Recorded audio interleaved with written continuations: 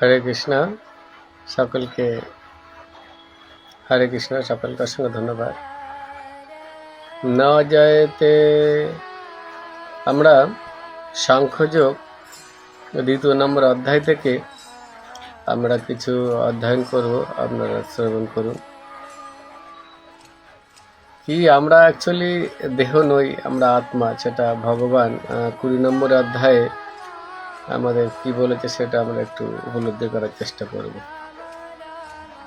সাংখ্যযোগ 20 নম্বর অধ্যায়, দ্বিতীয় অধ্যায়, 20 নম্বর শ্লোক।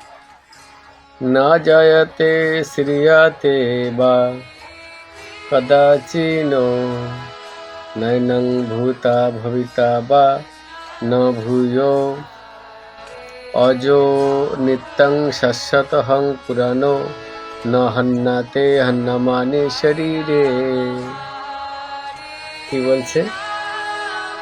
যে আত্মার কখনো জন্ম হয় না বা মৃত্যুও হয় না।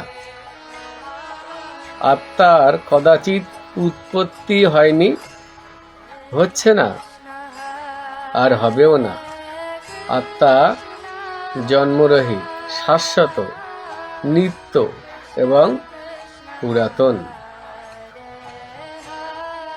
আত্মা পুরাতন হলেও চিরনবীন। শরীর নষ্ট হলেও আত্মার কখনো বিনষ্ট হয় না। প্রভুপাদ তাৎপর্যে কি বলেছে? গুণগত ভাবে পরমাত্মা ও তার পরমাণু অনুসদস্য অংশ জীবাত্মার মধ্যে কোনো পার্থক্য নেই। জড়দেহের মতো আত্মার কোনো পরিবর্তন হয় না, তাই আত্মাকে বলা হয় কূটস্থ এবং তার কোনো পরিবর্তন হয় না। যাই হোক, ভগবান এখানে বলেছে যে আত্মার কখনো জন্ম হয় না বা মৃত্যু হয় না। আত্মা কদাচিৎ উৎপত্তি হয়নি, হচ্ছে না ও হবেও না। আত্মা জন্মরহিত, শাশ্বত, নিত্য এবং পুরাতন হলেও নবীন। শরীর নষ্ট হলে আত্মা কখনো নষ্ট হয় না। যাই হোক, আমাদের এই সমাজে একটাই সমস্যা, সেটা হচ্ছে এই দেহকেন্দ্রিক সমস্যা। কেউ মন্ত্রী, কেউ মিনিস্টার, কেউ রাজা, কেউ মা বাবা, কেউ মাস্টার, কেউ পণ্ডিত। যাই হোক, সবকিছু হচ্ছে এই দেহকেন্দ্রিক। কিন্তু এর আগেও বহু কোটি কোটি মানুষের তারা মারা গেছে, এখনো যারা আছে তারাও মারা যাবে, ঠিক আছে। কিন্তু এটা একটা খুব দুঃখজনক বিষয়। কিন্তু ভগবান গীতা এখানে কি বলছে? 2 নম্বর অধ্যায় 20 নম্বর শ্লোকে যে শরীর নষ্ট হলেও আত্মার কখনো নষ্ট হয় না। শরীর নষ্ট হলে আত্মা বিনষ্ট হয় না। তার আমাদের যত সমস্যা এই পৃথিবীতে এই শরীরটাকে, ঠিক আছে, এই শরীরটাকে কিভাবে সুখ দিতে পারবো, কিভাবে আনন্দ দিতে পারবো, সেইটা নিয়ে আমাদের এই জগতের সমস্যা। কিন্তু আসলে আমরা উপলব্ধি করতে পারি না যে এই আত্মার কখনো জন্ম হয় না, মৃত্যু হয় না, উৎপত্তি হয় না, বৃদ্ধি হয় না। আত্মা চিরনবীন, পুরাতন হলেও চিরনবীন। এটা কিভাবে? না, এই দেহটার মৃত্যু হয়ে যায়। দেহটা আজ এমন একটা বয়স এসেছে, মানে কিছুদিন পরে আমার মৃত্যু হয়ে যায়। আমার মতো সবারই মৃত্যু হবে। তাহলে এই জগতে যে সমস্যা, সেটা কিন্তু আসলে সঠিক সমস্যা নয়। এই দেহকেন্দ্রিক যা সমস্যা, এটা একটা সাময়িক সমস্যা। আসল সমস্যা হচ্ছে যে ভগবান যেটা বলতে চাইছে যে আমরা দেহ নই, আমরা আত্মা। তাহলে এই জগতে যা কিছু হচ্ছে এই দেহকেন্দ্রিক। দেহটাকে কি করলে কল্যাণ হবে সেটাই নিয়ে আমাদের চিন্তা ভাবনা, যার জন্য এত অশান্তি, ঝামেলা, এত কিছু। কিন্তু এই আমরা দেহ নই, আমরা আত্মা, এই বিষয়টা কারা বুঝেছে? না, বৈষ্ণবরা বুঝেছে।